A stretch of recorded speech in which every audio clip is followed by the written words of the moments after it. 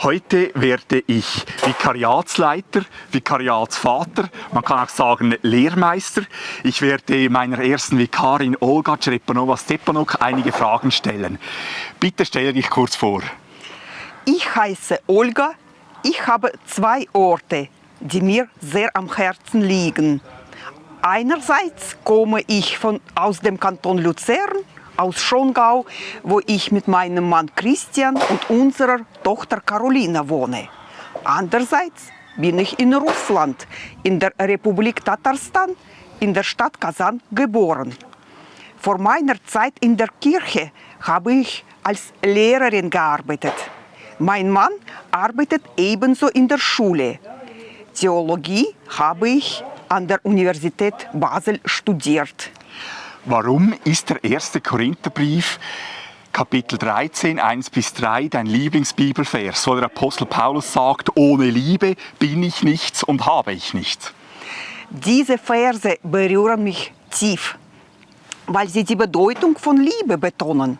Sie erinnern mich daran, dass alles, was wir tun, nur dann wirklich wertvoll ist, wenn es aus Liebe geschieht. Liebe zu Gott, Liebe zur Heimat, Liebe zu Eltern und Kindern, Liebe zu Partnern und zu Freunden. Liebe für mich ist eine große Gottesgabe.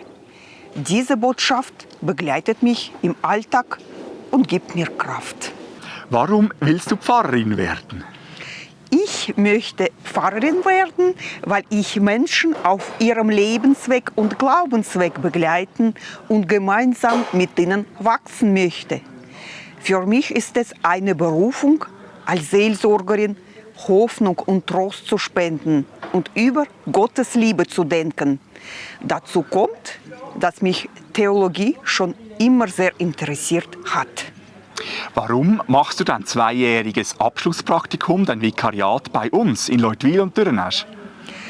Ich mache das Vikariat in Teilzeit, um Familie und Arbeit gut verbinden zu können.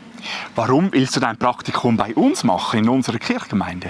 Ich möchte mein Vikariat im Leutwil-Dürrenesch machen, da ich die Gemeinschaft und die Werte, die hier gelebt werden, sehr schätze. Hier habe ich gute Möglichkeit, als Theologin und Vikarin durch deine Unterstützung, Michael, und durch die Gemeinde zu wachsen und den Glauben an Jesus gemeinsam zu leben. Worauf freust du dich besonders? Ich freue mich sehr auf die Möglichkeit, mein Vikariat in einer offenen und angenehmen Kirchgemeinde Leutwin-Dürrenesch zu absolvieren.